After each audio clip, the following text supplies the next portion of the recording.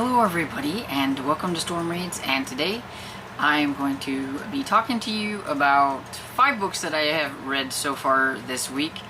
It is Wednesday, one of them I just finished, and I thought, if I read any more this week, I just need to get on here and talk about some of the books that I've already read so that I don't forget something.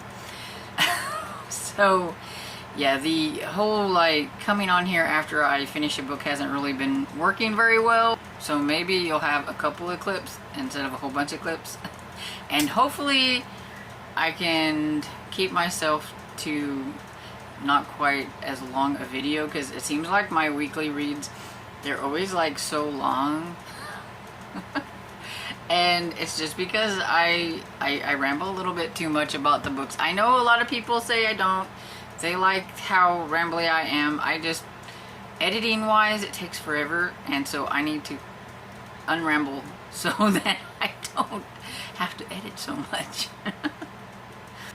So the first book I have is The Dead Man in the Garden by Martha Jocelyn. This is the 3rd book in the Aggie Morton series, which is about a young Agatha Christie and her friend Hector Poirot, and they do a little investigating and all that kind of stuff. And in this one, Aggie's mother, who is still in mourning over her husband's passing, they decide that maybe they should go to one of these resort spas that are supposed to have these healing waters, and that maybe she can kind of get a little bit of her mojo back or whatever from, and I think it's been over a year or more since her husband has passed, and so they're kind of, I guess, thinking that she needs to try to get out there and just kind of shake off the mourning a little bit, and that maybe this could be a way to do that. And so they're there, and while they're there, of course, somebody is going to die, and they have to investigate. So they find one of the people that have been at the spa.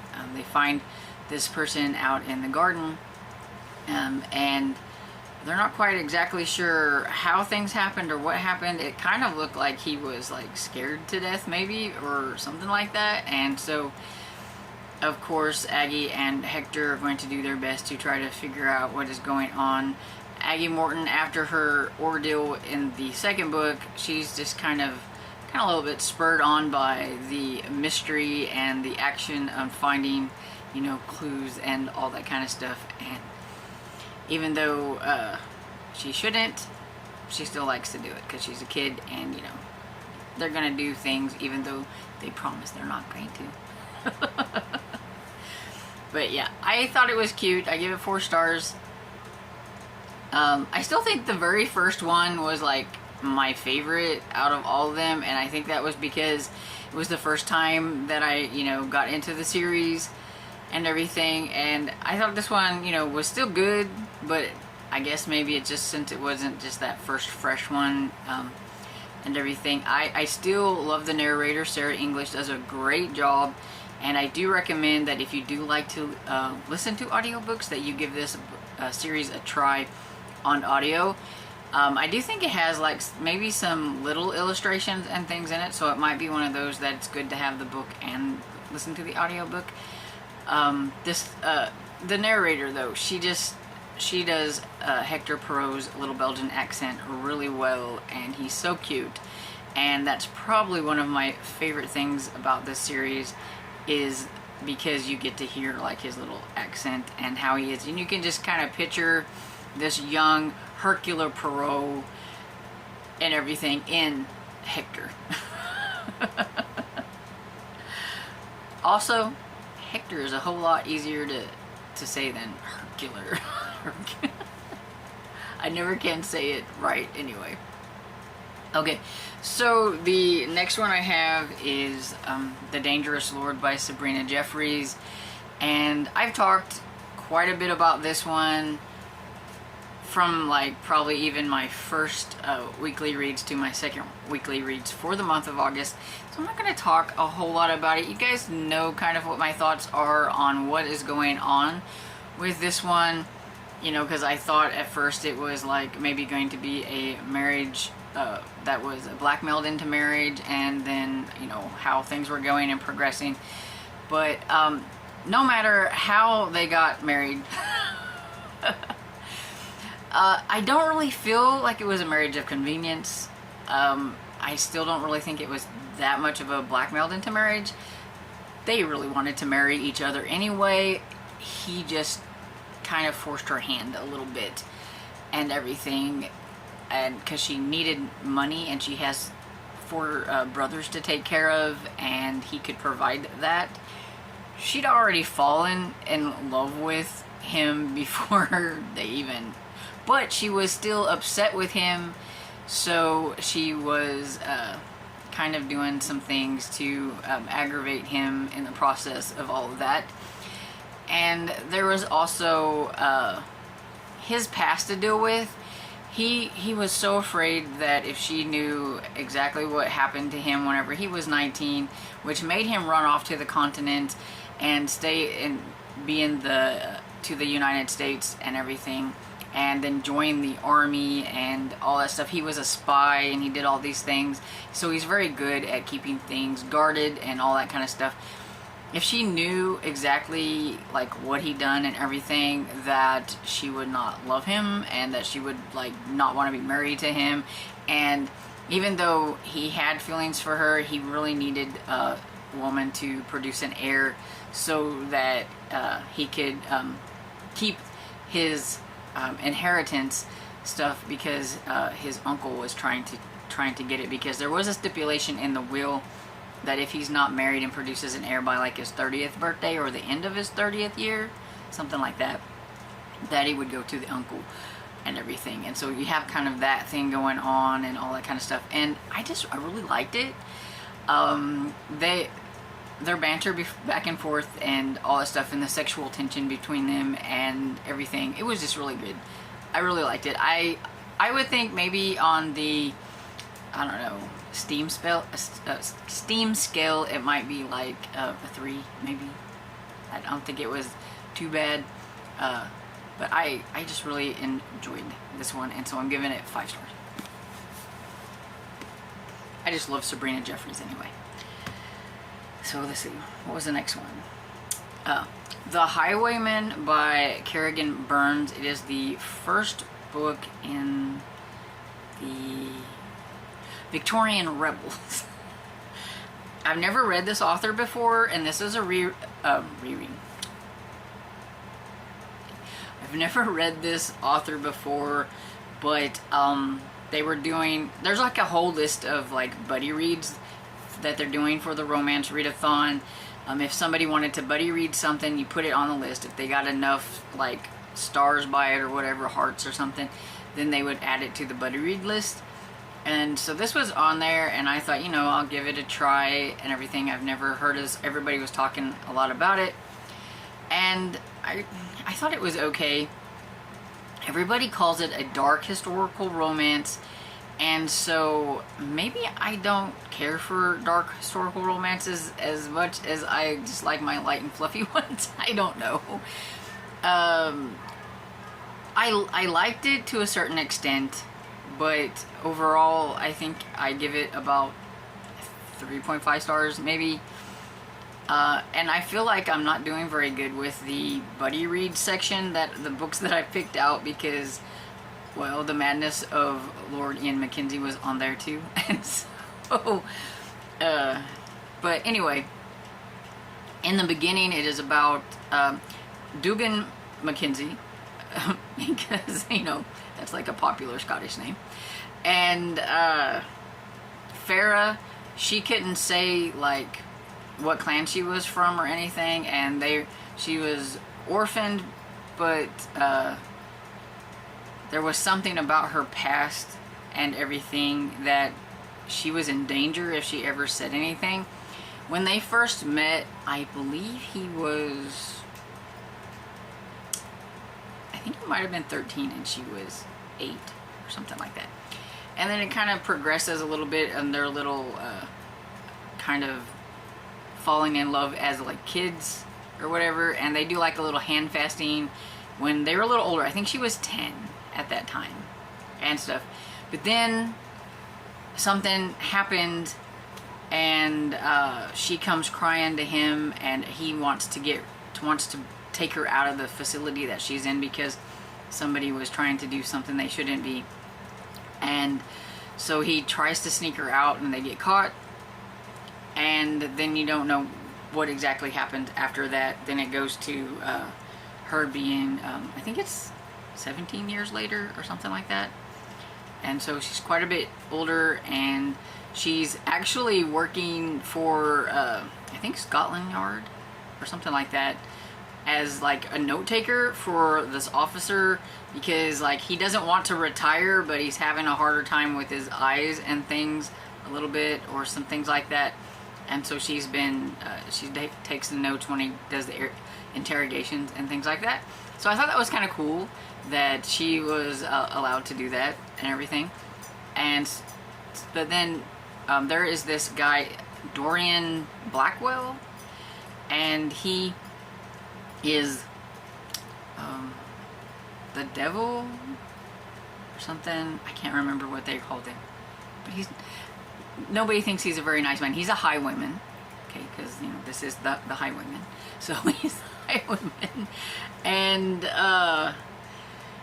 anyway, she meets this guy when he's down in like the dungeon or whatever it is, and they're interrogating him and everything, and he seems to recognize her, and she think there's something about him that she can't like let go. Like she keeps thinking about him even after everything that happened there. And then of course she gets kidnapped by this guy, Dorian.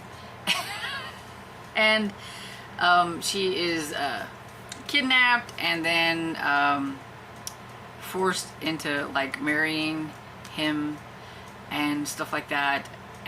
But she kind of likes him even though all this stuff is happening, and you kind of get little bits and pieces that you kind of know what's going on before she figures things out. And I don't know, I thought she should have figured things out like a lot quicker. But he speaks differently, and so he doesn't speak with a brogue like a Scottish man should or whatever, and so I think it's why it takes her a little bit longer. Although he always called her his fairy, and there's this one little slow guy, he had gotten, pretty much you learned that he'd gotten beaten up so bad that it messed up his brain and things, but he always calls her, he says that that's Dugan's fairy, you're Dugan's fairy. And he tells a story that he knew Dugan before he was killed and all that kind of stuff. And so she doesn't know quite well, but you're like, come on now. I mean, you know it has to have something to do with the two at the beginning. You're just waiting for her to catch up. But yeah, I thought it was okay with the circumstances of them being together, and some things. He had a hard life, and he's done a lot of bad things, and he had to do some bad things being young and in jail. And he didn't want to touch her, so he wears gloves. And I'm pretty sure the reason he wore gloves is because then she would know who he was right away, and he didn't want her to know who he was. He just wanted to protect her, because if they got married, then she could go and claim her rightful, like she's an heir to like something, I can't remember exactly. It's one of those that's not sticking with me very well, but he is kind of brutal to her. Like when he says never touch me, and she reaches out during one of the sex scenes and touches him, or tries to touch him, and then he ties her up and then does what he wants, and does this a couple of times, which makes this one guy really mad, who has to end up coming in and tying her and all that kind of stuff. So that's where I guess it's got that dark historical romance aspects, and so I don't know if I like that. So it's a series, and I'm kind of curious about the second one, so I may try another one in the series. And this might be me finding out that this type of historical romances is not for me, and that's fine. But overall, I mean, it was okay, and I know a lot of people absolutely love this book because it was a reread for a lot of people. And so I definitely think it's more of a me and my taste in things. And so if it sounds interesting, you should give it a try and just don't go by me. Then I listened to My Kind of Christmas by Robin Carr. It is the 18th book in the Virgin River series. I'm so bummed that we're almost to the end. By next month, we will have finished the series because we're going to read the last one next month, and so it's kind of a bummer. I really like this series, and this one was really fun. It's about Angie, who is Jack's young niece. I think she's 26, but she looks a lot younger, and she had a car accident. She was with some friends, had a car accident. She was on her road to being a doctor. She was in medical school. This happened. It messed up her brain a little bit. She had some swelling and things, and she also had to have some pins put in some, I think her leg or something like that. So she's been recouping for a while. And because, you know, all this had happened and she was like, I think maybe 2 months in the hospital, or her mom is hovering over her a little too much, and they're wanting her to just go right back to medical school. But this has made her think a little bit about life and things in general, and even though she really liked medical school and she liked these things, she just needs some time and space on her own. And so she decides to go visit her Uncle Jack in Virgin River. And the only thing is going to visit Uncle Jack in Virgin River, he's going to be hovering on this other end. But he does let her rent out his cabin that he has there so that she can be by herself and kind of figure things out.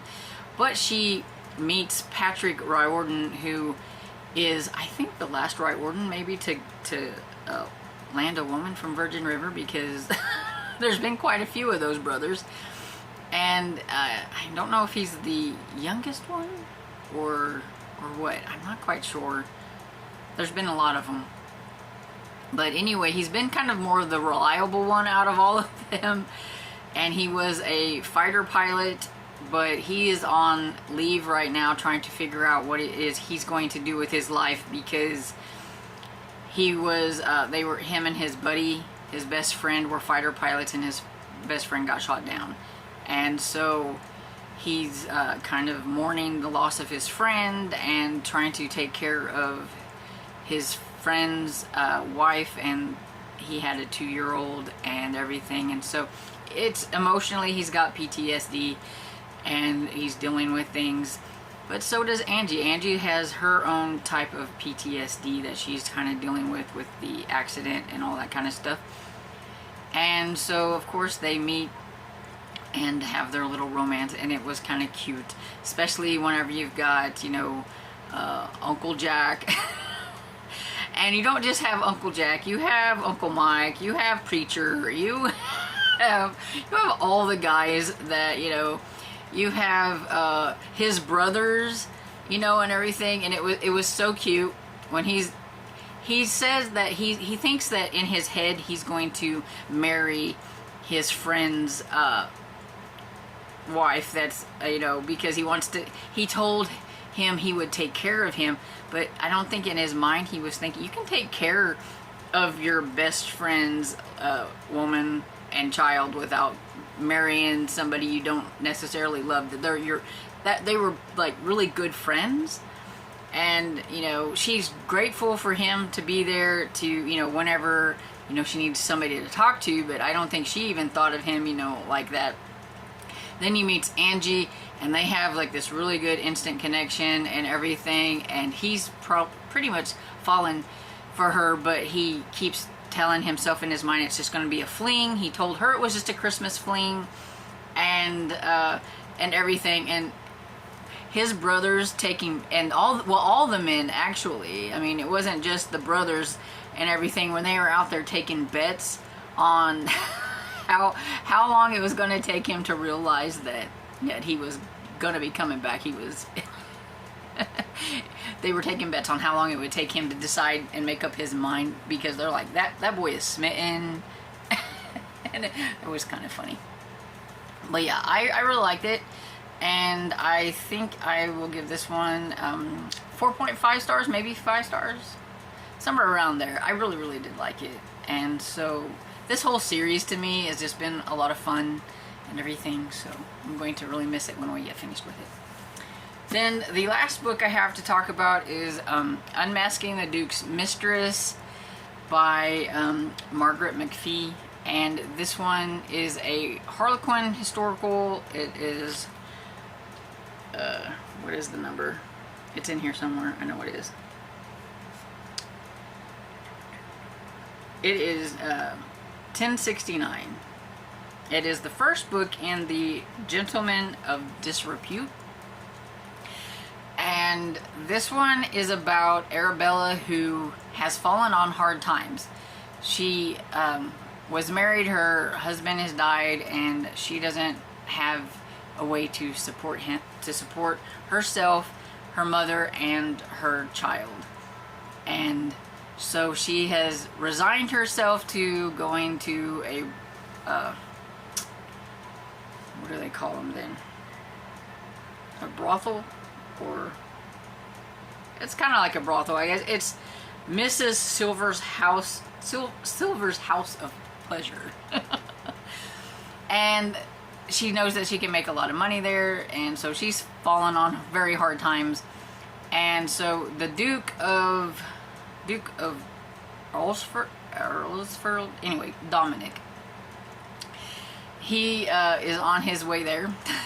And it's her first time there, and who does she have to meet but Dominic, who is her ex-lover and everything. So when he realizes that this lady that's calling herself Miss Noir is actually Arabella, he makes her like get out of there. He pays for her, pays the lady off, takes her to one of his places and makes her his mistress and everything. And he's very upset with her because I guess something happened when they were younger, because they were like, I think they knew each other since they were 15, and she thinks that he abandoned her and refused to marry her and didn't want to have anything to do with her.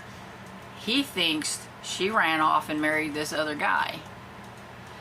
But that's, you know, there was somebody in the middle of that made all this happen and everything. But she was pregnant with his child, and so she's got a 5-year-old, and it's Dominic's, and he never knew about it. And she does her best to hide and to keep the kid from him, because since he was born out of wedlock and they're not married and all that kind of stuff, that she doesn't want that kind of a thing to happen, for her child to be called names and all kinds of things, and his reputation be ruined because of all of this. She doesn't want to put that on Dominic and all this kind of stuff. But of course he's gonna find out, and you know, we're gonna have some things happen. And I thought this one was okay, except for I'm not really huge on the whole like hiding the child, secret baby type of thing. I can kind of see it working a little bit more here, for the fact like she is, you know, nowadays nobody thinks twice about an unmarried woman having a child out of wedlock, but it's a lot different back then. And even though he is the heir to the dukedom or whatever it is, because Dominic is a duke, he's always going to be thought of as like this illegitimate, you know, child and all that kind of stuff. And she doesn't want that on her child. So I can kind of see it a little bit. At the same time, it was just like, I don't know. I think you should have just told him, been up front with him or whatever it is. He gets really mad whenever he finds out. And so I thought it was okay. And so I think I'm going to give it like 3 stars. It was okay. I liked it. Just fine. Didn't love it. Didn't really like it. Just liked it. So. And so that's the 5 books that I've read so far this week. I've listened to all of them except for this one. Is my one that I read with my eyeballs, which is why it took so long. And so this one's been a long time coming. I've been talking about that one for a while.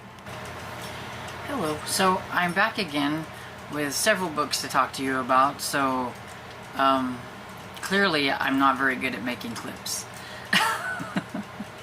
And apologies if this video is long. I know that the first clip was fairly long, and so I think this one might be about the same. So it's probably going to be another kind of long video. I'm going to try to keep it short and sweet, but we'll see how it goes, because I start talking about the book and I get kind of rambly. So the first book I have is A Call for Kipp by Bree Baker. It is the 4th book in the Seaside Cafe series, and I really like this series. I think it's fun. It's about Everly, who is back in the town, and she's got a little tea shop. I think it is a tea something, little iced tea shop, that's what it is. And she's there with her 2 great aunts, and her 2 great aunts are kind of funny. I like them. And in this one, the aunts have been making like bee documentary. They're really into beekeeping and all that stuff, and preservation of the bees. And they got somebody that they knew from a long time ago, who's actually a pretty iconic Hollywood actress, to come and kind of help them with the documentary. So we got this famous actress in town, and then the lady is murdered and everything. So of course Everly's going to have to figure out what is going on, especially since it's somebody that their great aunt knew. And also she's very curious because that lady knew her grandmother, and that was one of the reasons why, if I'm sure it's been a few days, why she wanted to help. And she also had some information that she wanted to tell Everly about her grandmother, and maybe even her grandfather, that nobody really knows anything about. But she was killed before any of that could happen. And so there's quite a few suspects, especially some surrounding the documentary, and then so a few others. And so Everly, she's got to work to get this figured out.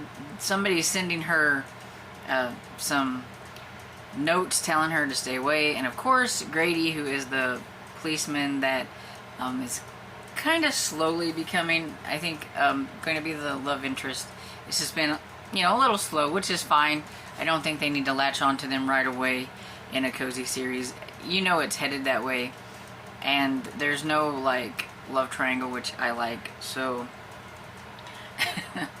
and yeah, he has his own complications, and he's been kind of standoffish in this one because of those complications, because his wife's mother was a state senator, I think, something like that, and the father is somebody that's, I think, kind of undercover in some stuff or whatever. I can't remember exactly what was going on, but anyway, they are, trying to make sure everybody is safe there, especially with his kid and stuff, and trying to make sure his mother-in-law is safe, and because she's backing a bill or something that some other people aren't quite happy about, something like that. It keeps coming to me in flashes.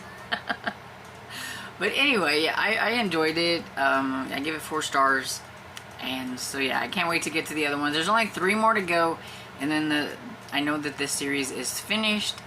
And so I think because of that, I keep putting it off, because I know it's a finished series, and I do like it. I like the setting and everything, and so I'm I don't want to get to the end, but at the same time, it would be nice to knock off a series from my giant series list that it's finished. So maybe I can get it done by the end of the year, but I kept saying that at the beginning of the year, and the year is starting to slowly get through before I get anything finished. Oh, I can't believe that we're already on the downside of August. It's crazy. It's mind-boggling. Okay, so anyway, the next one is Rogue Gunslinger by B.J. Daniels. This is the second book in the White Horse Clementine Sisters trilogy. And so the White Horse is like a long-running series for B.J. Daniels, and then there's like a few branches off of it. And so this is like the branch off that has, it's about the three sisters that are living in White Horse. And this one is about TJ Clementine, who is an author of some thrillers and everything. And she's been having some nasty notes sent to her about her true fan, who doesn't really seem to care about the direction she's going with her books and characters and things. Keeps giving advice that she doesn't take, and so the letters, the person keeps getting a little bit more mean and the nasty in the letters. And so she's decided that maybe it's time to take some time off and to go visit her sisters in White Horse, because it's the holidays, and so she wants to celebrate, you know, the holidays with her two sisters. So she comes home to White Horse. Of course, there is a guy, Silas, who, because of a meeting they had in the city, it was an accidental meeting, she's a little weary of him because of what happened there, and she's not sure if he's not her true fan. And so whenever he wants to help her and finds out that she's in trouble, she's kind of, you know, a little leery of him. But he is an ex-cop, and he has his own problems dealing with that, because there is a reason why he's an ex-cop, and that reason has a target on his back as well. So they both have their problems. But yeah, I liked it. I mean, it's a short book because it is a Harlequin intrigue, and so it's, you know, there's definitely the instant attraction and everything, and then you've got, you know, cowboys and mystery, and B.J. Daniels is really good with cowboys and mystery, and I like that, so I'm okay with that. And so yeah, I gave it 4 stars because I really liked the mystery. It was fun. I was very surprised at who the true fan was. So for that alone, I was like, oh, that was interesting. And so yeah. And then the next one I have is a horror book called Fantastic Land. And this one is by Mike Bockoven. And this one is the pick for a horror Facebook group that I am in and everything. And the people there, they don't think that I like horror because I never like any of the books that they pick. But I'm just very picky on the types of horror I like, I guess. I need a lot of action. I need something to be action-packed. I'm not really good with like the slow, atmospheric kind of creepy thing that, you know, you're wondering, well, what in the world is going on? And it only picks up there at that little bitty end. I'm not a really huge fan of those and everything. And this one is told in mixed media, so you've got like interviews and text messages and footage and all that kind of stuff.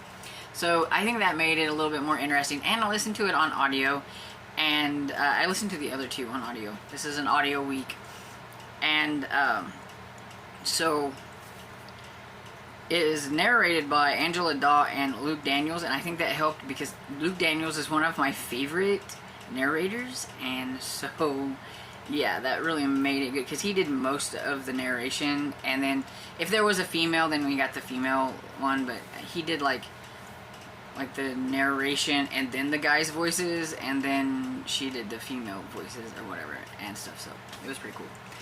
Anyway, it is about a amusement park that's supposed to be rivaling like Disney World in Florida, and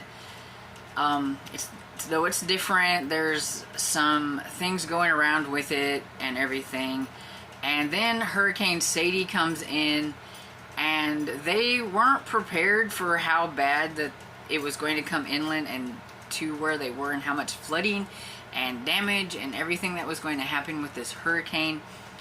There were some miscommunications about getting people out in buses and stopping the buses and things like that. And so there's quite a few people that got left there and are stranded in the Fantastic Land.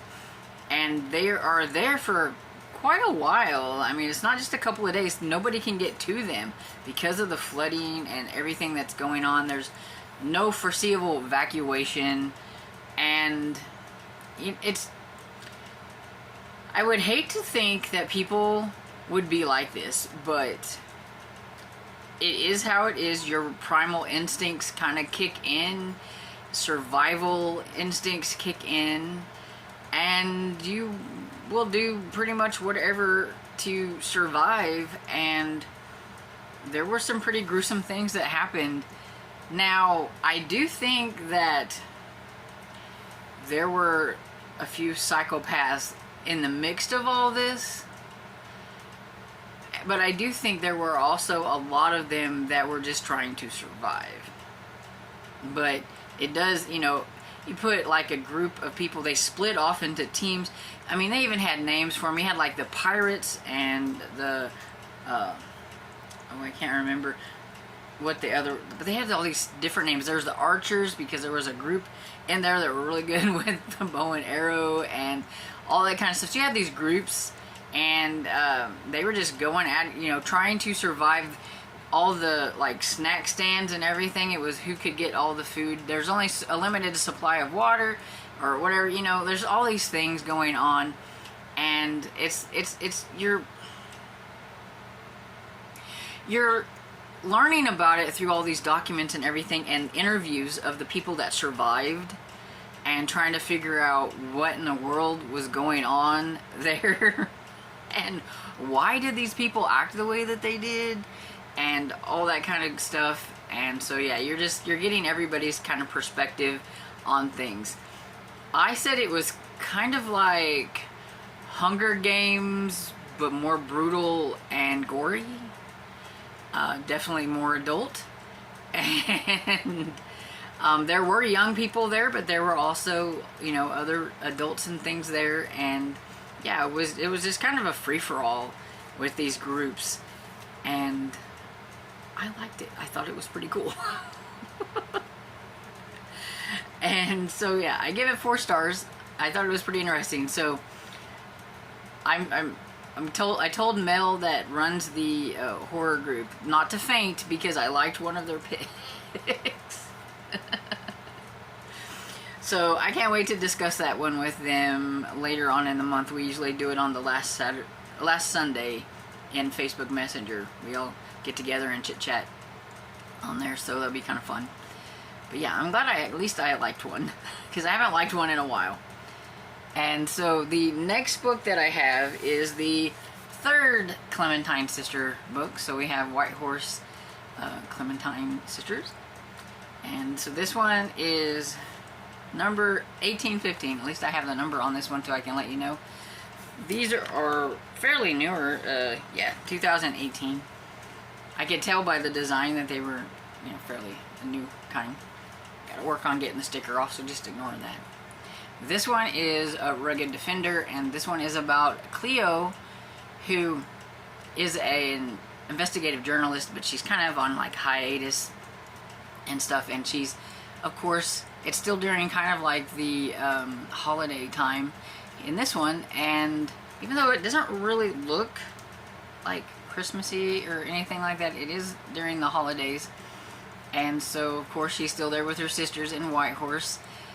And in the beginning, she gets a phone call from this guy, Justin Calhoun, who she had shared one time when they were younger a kiss, and she was just head over heels with him. And then that was it. It was this kiss, and then they separate ways, and now they're older.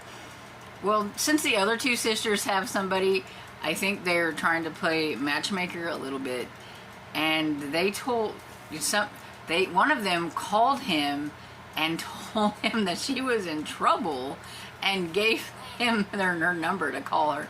So he calls all kind of panicked, wondering what was wrong, as she is in some kind of trouble. And she's like, I have no clue what you're talking about. So what happened with Justin is that his older brother died, and everybody thinks that Justin done it, even his father, because he was seen there with a gun and everything, but he didn't do it. He doesn't know what happened. He doesn't really necessarily think his brother took his own life, but there was something that happened in that house before he got there But he did that dumb thing that a lot of people do and picked up the gun. And then his father comes in. So, yeah, of course, his father. But I would like to think that, you know, the parent would have a little bit more faith in their child. But Drew was the favorite of the two. And so, of course, he jumps to conclusions. Well, then he runs off and everything because, you know, of all the stuff that's going on. And everybody in town thinks he done it. So he hasn't been back to Whitehorse for a while. But after the phone call with Chloe, and it brought up all these things about, you know, how much he liked Chloe, of course, he decides to come home for Christmas or one of the holidays and kind of put things to right with his father. And whenever he gets there and he's talking about, you know, he doesn't necessarily think that his brother killed himself. Well, of course, Chloe is an investigative journalist. That's what she does. So she pokes her nose in where it shouldn't be and kind of stirs up a little hornet's nest and gets herself in trouble. So then they're basically trying to protect each other. So he's got to protect her and everything and try to figure out what actually happened to his brother. And so, yeah, I liked it. And so I give this one 4 stars too. Like I said, I mean, there's only 250 pages. So there's, of course, the instant attraction. They already knew each other. They shared the one kiss. It seems kind of like that's kind of how it happens a lot of times. Not always, but BJ Daniels does a lot of like second chance type things because I think that's easy when you've only got a little bit to go, is to have them at least know each other beforehand. Didn't happen in the second book, but in the first book and the third book, it would happen kind of that way. But yeah, so I liked it. I'll always read BJ Daniels. I like just about everything. I don't think I've found one yet that I've read of hers that I haven't liked. She writes cowboys and then a mystery, so, you know, it's right up my alley. There we go. And I think that's probably all that's going to get done this week. It's Saturday. It's 2:50 in the afternoon. I did just start something, and I'm still in the middle of something. But I will pop in a little picture here so that you can see the reason why I'm probably not getting anything done. I had to do mostly audiobooks because we got a little new addition to the household. My father wanted this puppy. It's a stray that my brother's in-laws found at their house. They've tried to find its owner. They can't find anybody. They don't know what to do with it. They put it on Facebook. My dad seen it. He really liked it. He kept talking about it, and Sophia's fine. I'm not sure if I should have said fine because it's driving me crazy. It's a cute little puppy. I mean, you can see, but it's like a bundle of energy. And I haven't had a puppy for like 8 years. Dresden is 8 years old, and she is not happy. She is not happy, and we've had the dog for at least 3 days now, and she is still not happy. So we had to get a cage to put it in when we're not around, because I don't want him and her to get in a fight. She's fixed at least, but I mean, he's the puppy, so that's not a big deal. But we will have to get him fixed eventually.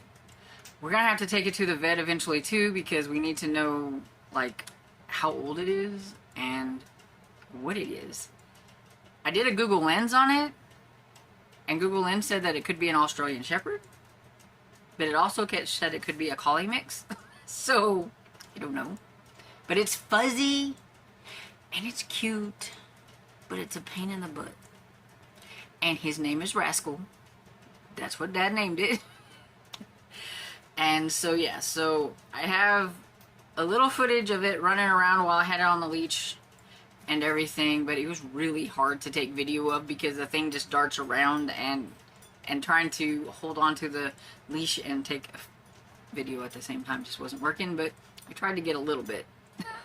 So hopefully you will see that at the end of this. I will probably put it on the end so it can be something to end everything with.